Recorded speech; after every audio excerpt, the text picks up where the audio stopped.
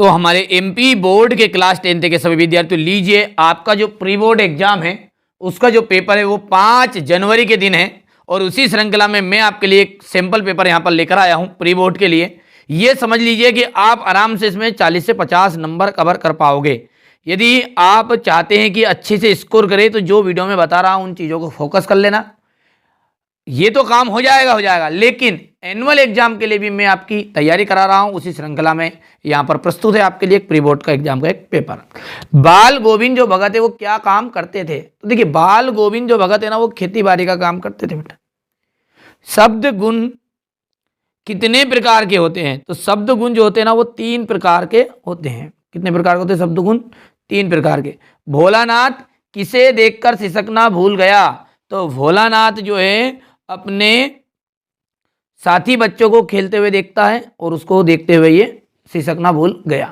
प्रयोगवाद के जनक माने जाते हैं। प्रयोगवाद के जनक कौन है? तो प्रयोगवाद के जनक है अज्ञे जी। ठीक है। सुर सारावली कवि का नाम क्या है?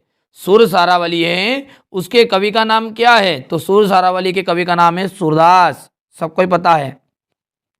चौपाई में कितने मात्राएं होती है? तो चौपाई में होती है 16 मात्राएं। ठीक है। दोहा में कितनी मात्राएं होती है? दोहा में होती है 24। ध्यान रखना है 11 और 13 पर यति करके। अगला है रिक्त स्थान। अर्थ के आधार पर वाक्य कितने प्रकार के होते हैं? तो 8 प्रकार के होते हैं।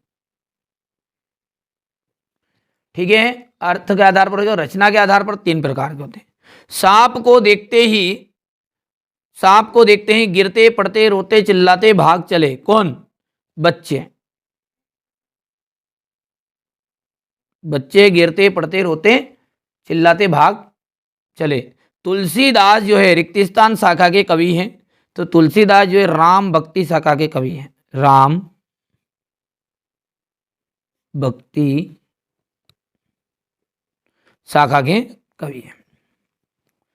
महाकाव्य में जीवन का विस्तृत चित्रण होता है। क्या होता है? विस्तृत चित्रण होता है।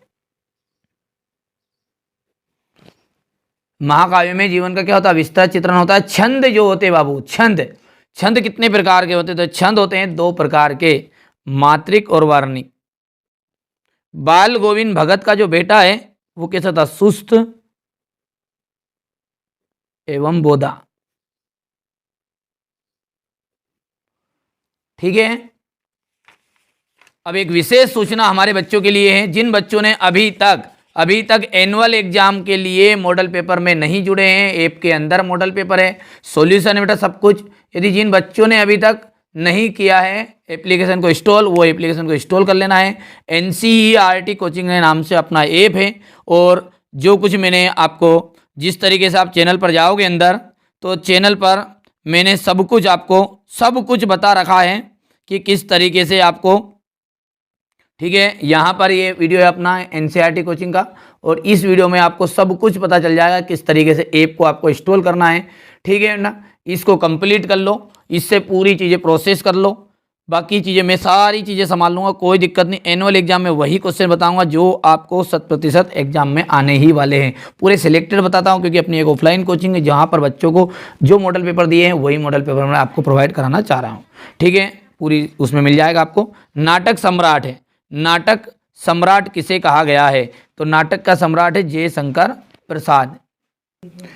चलिए, दूसरा है आपका राम वृक्ष बेनीपुरी। तो राम वृक्ष बेनीपुरी कहा जाएगा आपका पिता के फूल। तीसरा है परिणामवाचक। परिणामवाचक का आपका रह जाएगा क्रिया के परिणाम का बोध कराने वाले शब्दों को परिणामवाचक कहते हैं। हिरोशिमा का आपका मिलान रहेगा रेलगाड़ी पर लिखा हुआ। ठीक है। और वाराणसी उत्तर प्रदेश जो है जयशंकर का जन्म स्थान है। और आवश्यकता से अधिक बढ़ा चढ़ाकर जो बात कही जाती है उसे कहते हैं अतिशयोक्ति अलंकार। अब अगला है क्वेश्चन नंबर 4, क्या कह रहा है? एक से अधिक अर्थ व्यक्त करने वाले शब्दों को क्या कहते हैं? तो उसे कहा जाता है अनेकार्थी शब्द। क्या कहा जाता है? अनेकार्थी शब्द। लोकोक्ति या कहावत किसे कहते हैं? तो लोकोक्ति या कहावत किसे कहते हैं कि लोगों द्वारा कही गई उक्ति, लोगों के द्वारा कही गई उक्ति को क्या कहते हैं? लोकोक्ति कहते हैं। तो इसकी परिभाषा आप लिख सकते हैं। ड्राइवर कम गाइड का नाम क्या है? तो जितेंद्र था। ठीक है।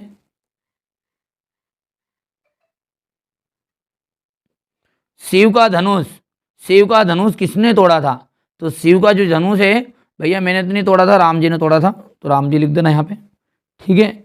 भयानक रस का जो स्थायी भाव है वो क्या है? भयानक रस का स्थायी भाव होता है भय।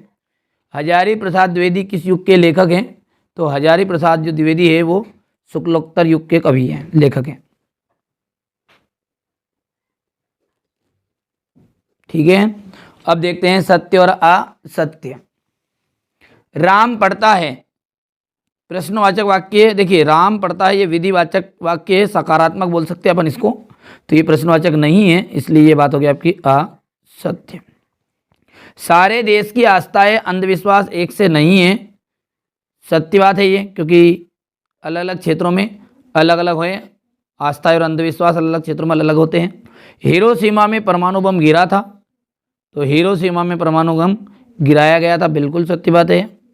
द्वितीय विश्व युद्ध के दौरान, किसके दौरान? दूसरे विश्व युद्ध के दौरान। निराला ने बादलों को रिमझिम बरसने के लिए क्यों कहा है? कहा है क्या? नहीं। निराला ने क्या कहा था कि रिमझिम नहीं भैया, घनघोर गर्जना के साथ तुम बरसो, हे बादल बरसो। तो ये बात होगी आपकी असत्य। चौपाई छंद में 24 मात्राएं होती? नहीं, चौपाई में 16 होती है, इसलिए ये बात आपकी असत्य हो गई है।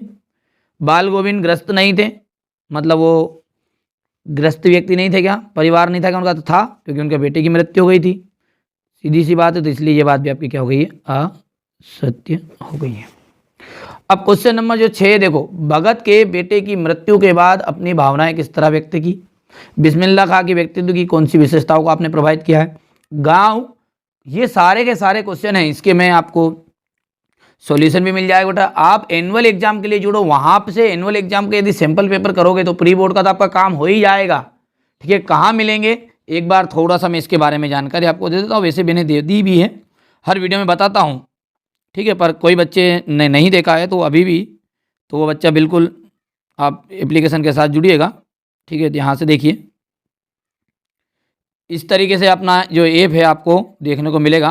प्ले स्टोर से आपको ऐप डाउनलोड कर लेना है। ठीक है। एनसीईआरटी कोचिंग इस तरीके से, और इसके बाद में आपको रजिस्ट्रेशन कर लेना। वो वीडियो मैंने बता ही दिया है, डिस्क्रिप्शन में लिंक धरी हुई है, जिससे आपको पता चल जाएगा किस तरीके से पीडीएफ खरीदे। ठीक है। लॉगिन करोगे, लॉगिन खरीदने के बाद में जैसे यहाँ से आप करोगे तो यहाँ से आपको कुछ चीज़ें फ्री मिलेगी, कुछ चीज़ें पेड मिलेगी। तो पेड में जाना है, केवल आपका काम पेड में काम हो जाएगा। ये 10th का है, और 10th के ये सारे के सारे मॉडल पेपर यदि आप एक साथ खरीदोगे तो आपको डिस्काउंट मिल जाएगा। यहाँ पर ये देख सकते हैं। ठीक है। 6 विषय है, आईटी और संस्कृत भी आ चुका है। यदि जो बच्चे संस्कृत वाला संस्कृत ले सकता है, आईटी वाला आईटी। ठीक है, यानी सूचना प्रौद्योगिकी। यहाँ से देख सकते हैं आपको मात्र 300 रुपये में। ठीक है। 300 रुपये में जीएसटी लगता है बेटा, 18% तो जीएसटी कटता है। सो जोड़ लो आप खुद ही। ठीक है। 100 रुपये पे 18 रुपये आपका जीएसटी जाएगा गवर्नमेंट के पास। नहीं तो मैं रेट कम रखता, पर लेकिन क्या है 50-60 रुपये तो गवर्नमेंट के पास जाएंगे।